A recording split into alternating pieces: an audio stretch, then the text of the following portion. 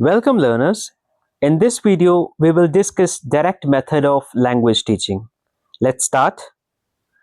So, direct method was proposed by Maximilian Berlitz. He was a 19th century German linguist who emphasized on the practical function of the language, that is to communicate. So, simply, direct method is the method in which there is usage of target language as a medium to teach it without using mother tongue.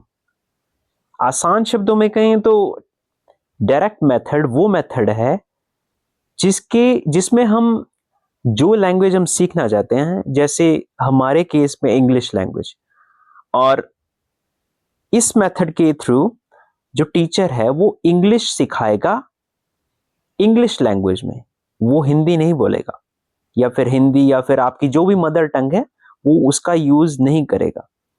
तो teacher क्या करता है, वो English पढ़ा रहा है तो वो इंग्लिश में ही पढ़ाएगा, वो कोई भी मदर टंग या कोई और लैंग्वेज यूज नहीं करेगा। तो इसका ये मेन फोकस है। नेक्स्ट क्या है, it focus on listening and speaking aspect.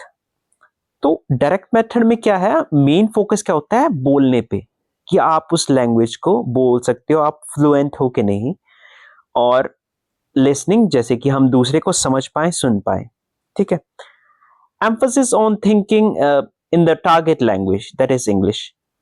So in our case, जैसे हमारे केस में क्या है, हम इंग्लिश सीख रहे हैं, तो जो लर्नर्स हैं हम उन्हें ये सिखाएंगे कि आप इंग्लिश में ही सोचें। It becomes easy to speak in a language in which one is thinking.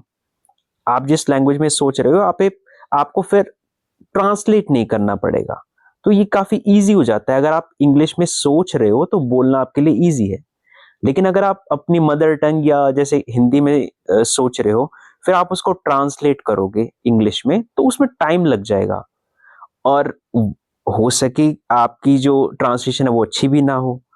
तो डायरेक्ट मेथड का ये सबसे मेन बेनिफिट्स में से एक है। ठीक है। Next is unit of expression is it is sentence not words. तो डायरेक्ट मेथड में हमारा जो मेन यूनिट है, जो मेन फोकस है, जो जिसे हम अपनी कम्युनिकेशन को मतलब दूसरे तक पहुंचाते हैं, वो सेंटेंसेस के थ्रू है। हम वर्ड्स पर फोकस नहीं करते, हम सेंटेंस पे फोकस करते हैं ताकि कम्युनिकेशन बेटर हो सके। ठीक है। नेक्स्ट है no special focus on grammar, it is learned along the way. So in this method we want focus on learning grammar part, so there is no special focus. ठीक है, आप grammar पर focus नहीं करेंगे, हम अपनी communication पे focus करेंगे, and if there is a reference to a grammar topic then of course the teacher will explain it. ठीक है, टीचर बता देगा। Next is real life connection between words and its meanings. So in this method the teacher, he can use, for example, he can use charts on which certain drawings are there, and these drawings are of some objects, and under those objects the name of the object is given. ठीक है, he can provide that to students and the students can associate the meaning with that drawing. मतलब कि एक teacher क्या करेगा, एक chart ले जा सकता है जिसपे अलग अलग ऑब्जेक्ट्स बनी हो, जो चीजें बनी हो, और उनके नीचे उनका नाम लिखा हो उस इंग्लिश लैंग्वेज में, तो वो उनको दिखा देगा।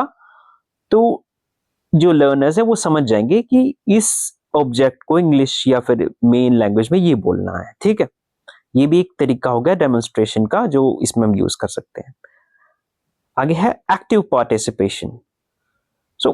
Of course, this language focuses on the speaking and listening part. So there will be interaction. The teacher will encourage students to speak in this language, to interact with him or her in this language.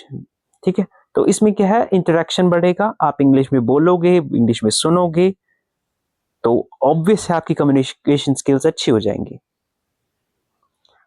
Now we are going to discuss its drawbacks. इसके drawbacks भी हैं, यानी इसकी कुछ खामियां भी है। Of course every system has its demerits, of course. तो फर्स्ट क्या है, no focus on grammar. It's no brainer that हम यहाँ पर ग्रामर की मतलब कि उसके ऊपर फोकस नहीं कर रहे हैं। And we know that grammar is the most important thing that binds a language. Grammar तो एक मतलब एक लैंग्वेज का मेन पार्ट है। उसके बिना आप एक लैंग्वेज को एक सिस्टमैटिक वे में पढ़ भी नहीं सकते, ठीक है। तो एक ये खामी है सिस्टम की, इस मेथड की, कि हम ग्रामर पे मेन फोकस नहीं कर रहे। अगला क्या है, डिफिकल्ट फॉर न्यू लर्नर्स। ये एक काफी इसका बड़ा डिसएडवांटेज है कि मतलब एक न्यू लर्नर जिसको एक फॉर एग्जांपल एक स्टूडेंट है जिसे बिल्कुल भी इंग्लिश नहीं आती, तो उसको अगर आप इंग्लिश में पढ़ाओगे उसे तो बिल्कुल कुछ समझ नहीं आएगा। He won't be able to understand anything, it will be Greek to him. उसको कुछ भी समझ नहीं आएगा, तो उसके लिए वो क्लास वेस्टेज है।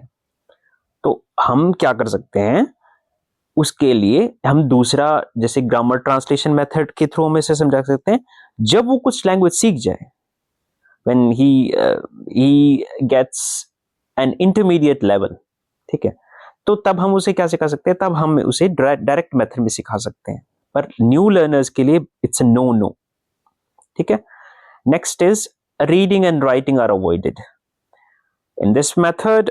हम ना तो पढ़ रहे हैं, हम नाम लिख रहे हैं, बिल्कुल अवॉइड कर दिया गया है इन चीजों को। और आप जानते हैं without reading and writing you are not learning a language, because writing and reading they are important aspects of a language.